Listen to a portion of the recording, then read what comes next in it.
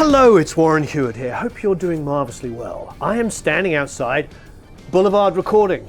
Those of you that watched the interview I did with Blair, the owner of Boulevard, will know that this is the old producer's workshop. As ever, please subscribe, hit the bell. You'll get notified of when we've got a new video. All right, why are we here? Well, I like being here anyway, because of course this is where they finished up The Wall, which is one of my favorite albums. Shelley Yakis worked out of here, Bob Ezrin, of course, worked out of here. This is a wonderful studio. But what I love that we're going to do is Clay, whether you know it or not, of course, is a huge Beatles fan.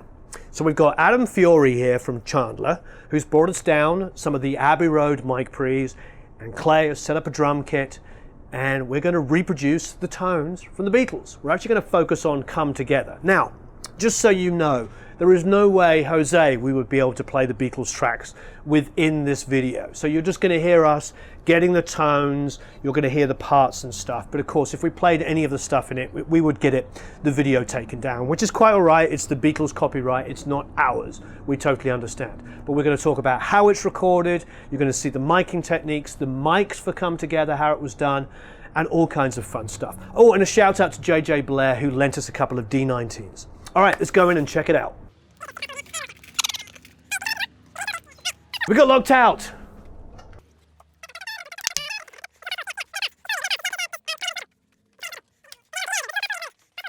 All right, here we are. How are you, my friend? You Great, good? man. How are you? I'm good, I'm good. So here's the kit mic'd up. I have dumb questions. Yep. So is that how they did it? They put the mics underneath? Yeah. On the toms, obviously. I think from Sgt. Pepper's until Abbey Road, with the exception of Glenn Johns doing Let It Be, Geoff Emerick's favorite tom miking technique was underneath. I never knew that. Yeah.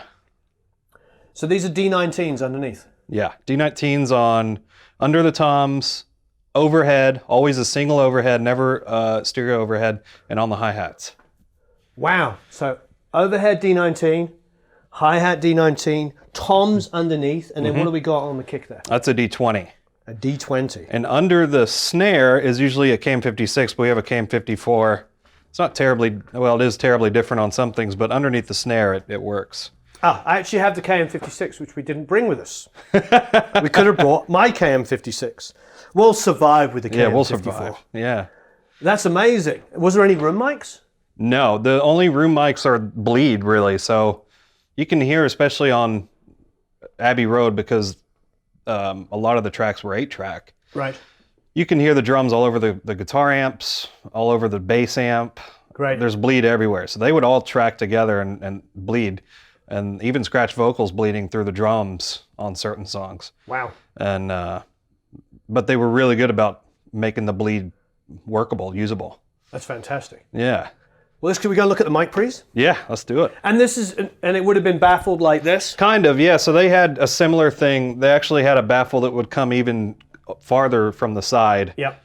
And they were pretty close together, actually. The bass rig, if this is studio, they were in Studio 3 for a lot of Abbey Road, but the bass amp would have been about here, right, baffled off. Oh, wow. The guitar amps would have been a little farther out, baffled off with 67s.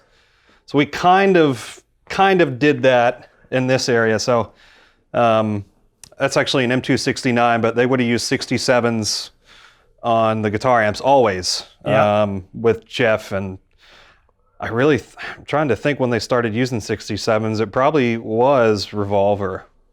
And then the bass. Wow. Yeah, the bassman, this is pretty close to what McCartney would have used on Abbey Road with a C12, which was Geoff Emerick's favorite. Early on, they used the D20 a lot. Norman Smith loved the D20 on bass. Right. But also at this point, since Revolver, always taking a DI. Oh, right. Not always using it, but sometimes using it, sometimes blending it. Right. But a lot of Abbey Road is amp. Wow. And in fact, this is the bigger cab. This is a 215. I'm pretty sure Paul had a 212, which if you listen to Came In Through the Bathroom Window, the bass sounds like a fuzz because the speaker breakup. Oh, wow. Yeah. That's amazing. Yeah.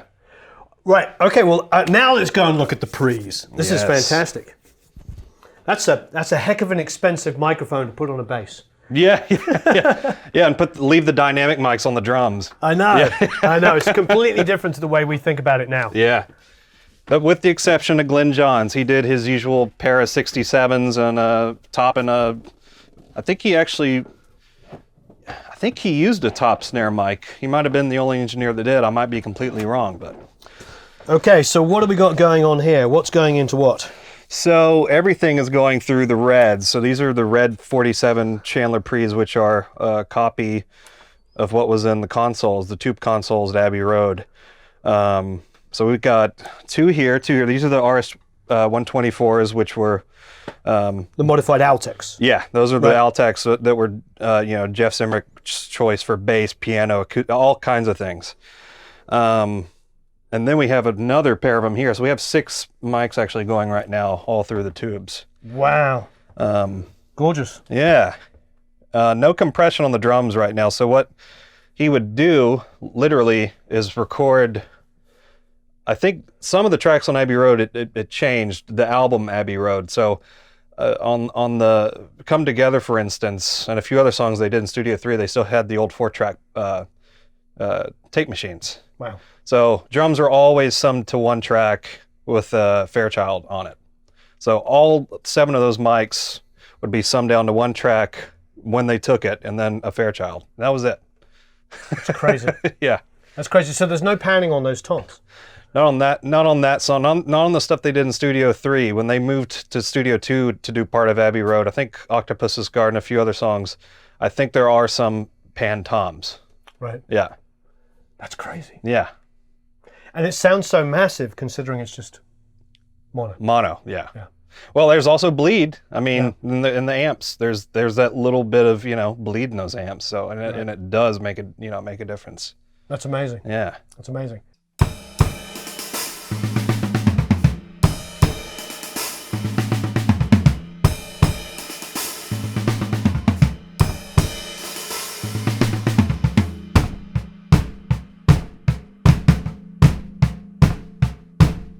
On Come Together, he was using the Rickenbacker. I think because you can hear it, the sustain is so much longer than the Hofner. You can hear him mute it with his hands. Nice.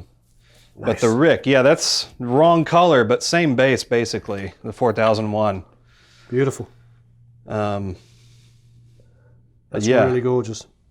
Through a basement, and basically the basement, you don't, I think the rule is, with putting a bass through a basement, is you turn it up as loud as you can without it overdriving, because it doesn't take much. Oh, I see. Yeah, they're very, they're the worst bass amps in the world, but even though they're called Bassman.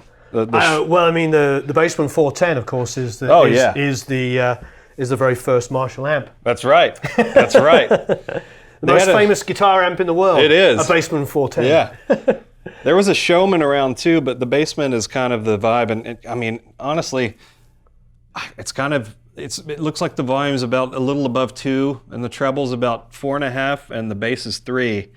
It's hard to turn the bass up too loud unless you have modern speakers. Right. But the amp too, it's funny, like the amp going in, I'm not sure, whatever the preamp circuit was super sensitive. So sometimes you might have better luck going into the second input for a bit lower signal. And those big JBL 15-inch speakers in there, which are phenomenal. Crazy.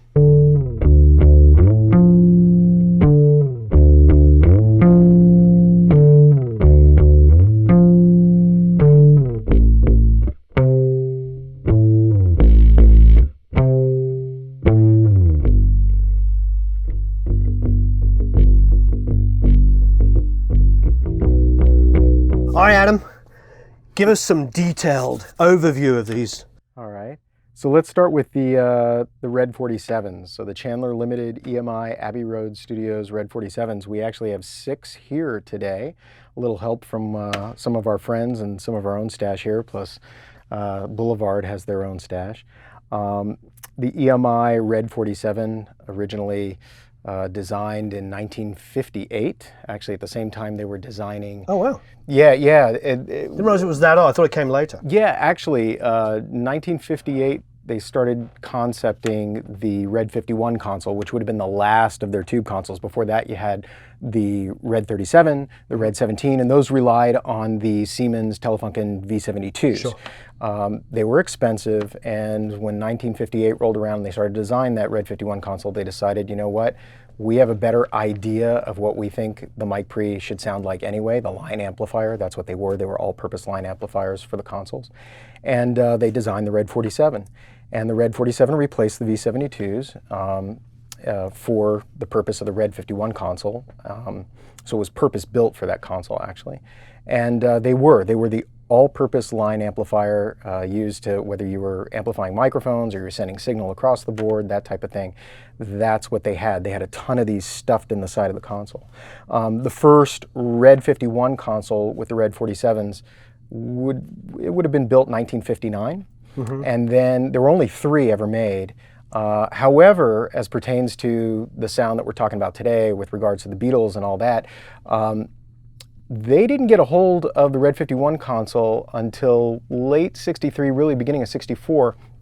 So all the Beatles records, their catalog from 64 through 68 before they went transistor, would have been this sound. It's definitely different than the V72. It's punchier. It's definitely more aggressive overall. Okay.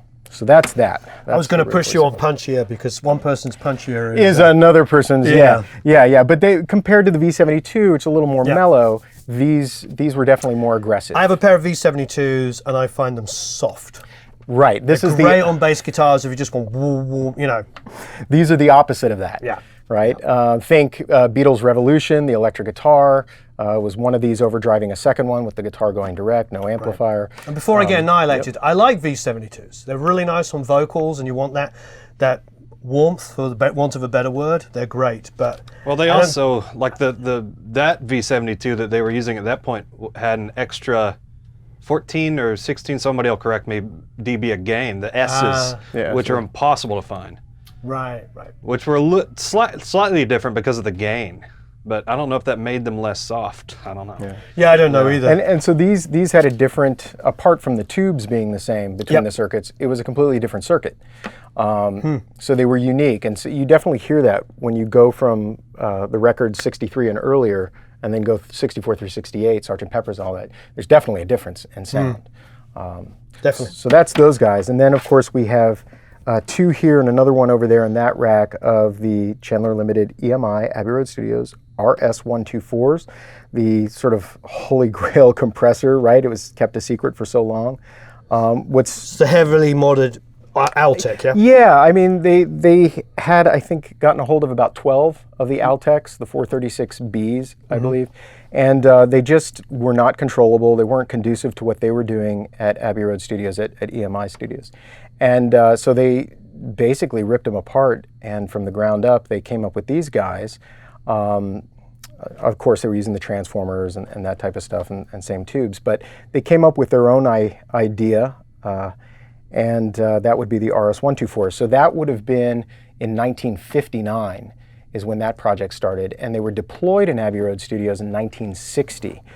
So beginning in 1960, predating the Beatles and all the way through the Beatles run, the whole of the 60s period, these were they quickly became the favorite compressor at the studio. They predated the Fairchilds.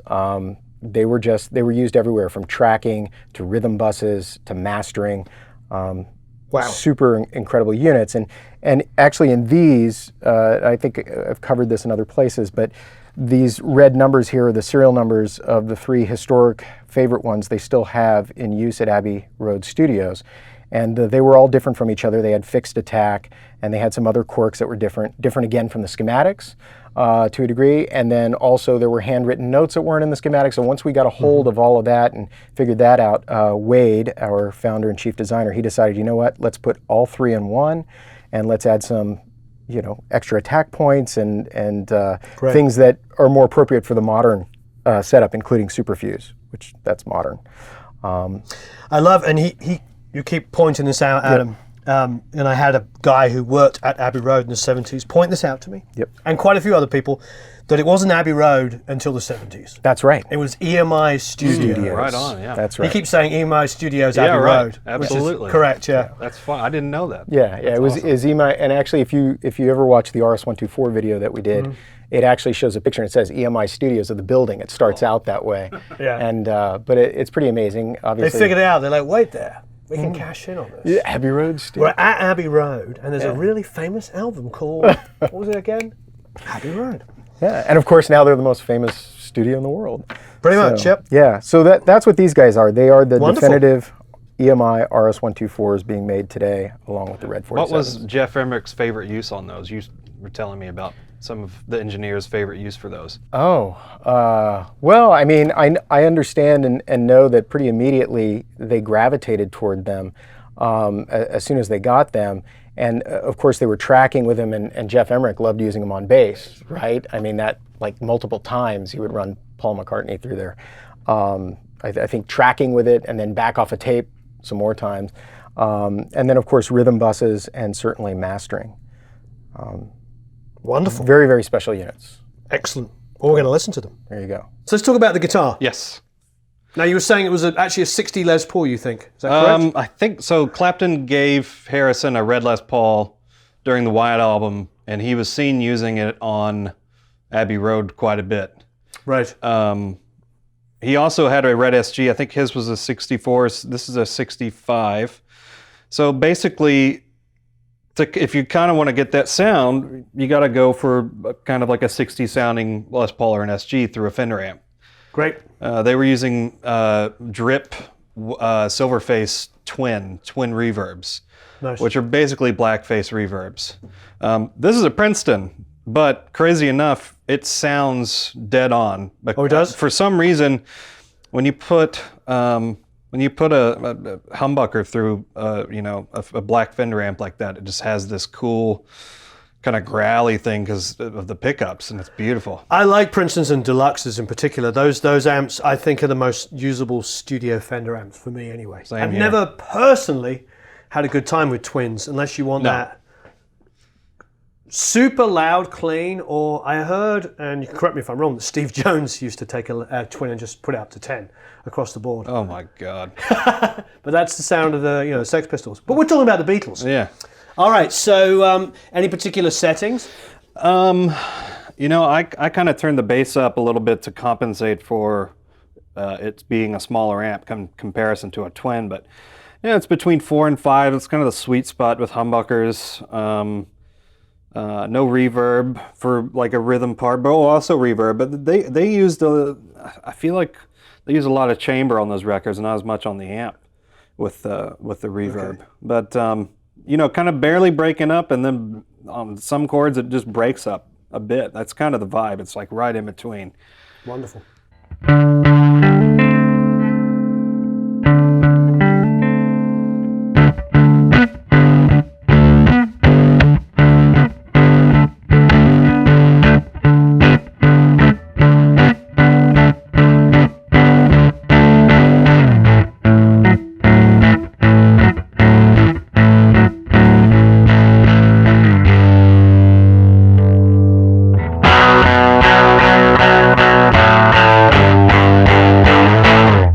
So you have a couple of extra inputs going here. Right. So one thing I learned kind of from these records that I love so much was the bleed. Right. And, if you're going for a sound like that 60s, anybody at Abbey Road, the Stones, any kind of great 60s band that all played together, it's kind of tough to do that if you're not playing together. So a lot of guys that maybe are doing this on their own or doing this at home, they want to recreate something that's similar. So what I do is I set all the mics up. So my bass amp's going, my guitar amp's going, and so when I record the drums, I turn those mics on so that they get the bleed and vice versa. So when I do the guitar and the bass, the drums are going to go. Excellent. I mean, you're going to have a lot of tracks, but you can find a way to make it work together, and you're going to have that bleed. And that's kind of That's kind of like a lost art, really, you know. And you're kind of cheating it this way, but you still get the bleed, you know. Absolutely. Shelley's all about that. Oh, totally. Shelley likes tracking everything in one room with everybody playing. It's the best, man. At low levels and monitoring vocals in the room through monitors. Oh, yeah. No, that's great. Well, all the Motown stuff, they didn't have headphones, you know. That's just how they did it. That's amazing. All right, so talk a little bit about the plugins that you've got going here. I love this Waves J37 tape plugin. Just for saturation, it's the best. It's, in my opinion, the best studio tape delay. And the cool thing is, you know, if we're at 15 IPs here, so 15 IPs is selected, you have 7.5 and 15. Yep. It's going to do 15 IPs echo by default. So you can sync it to your tempo, but the fact that you are going to be starting off right where, if you were going to do a tape echo in the 60s or 70s, it would be 15 IPs. That's the speed, unless you'd figured out a way to slow the machine down or speed it up. But the saturation of this thing is awesome. You can do, so if you get a bunch of them going all at once, that's where you really hear it. And you can do modeled tracks, so this gives you kind of a different version or channel of the machine. You have tape formulas, and they do sound different. I prefer these early two, which I believe the 888 was the really early stuff that they used through the mid 60s, and then the 811 on into the late 60s, and then the 875 was the modern, more modern tape they used, the last rendition of the EMI tape. But I put this on everything. I mean, especially, you know, if I'm doing drums, if I'm doing a band, and I'm really wanting to go for this kind of sound, these things all together, and it has this great feature that locks your levels. So you can drive the tape machine, and it won't affect your output. So it simultaneously changes your input and output. You can choose your bias. I love it. And also, so here's the RED desk. So this, Adam was talking about the RED 47 preamps. This is the desk they came from, and Waves has done a nice job of modeling the desk. And you can choose between the classic. So this right here, the CQs, they would actually have to take the the cartridge out of the console and replace it. There's a whole different unit. And classic being classical. Classical, exactly. And pop. So classical, basically, you know, this is probably somewhere up around 10K or so. It's a nice shelf. Yeah. And the low's probably somewhere a bit lower, like 60 maybe. I think pop this is probably around 5K. It's a high mid kind of, you know, low high thing. And I think the low's maybe around 100. But the one really fun thing to do if you're at home and you're experimenting with these plugins is to limit yourself to these plugins and try to get a mix out of using basically treble and bass. Yeah, yeah. And you know, it's fun. That's a great idea. Yeah.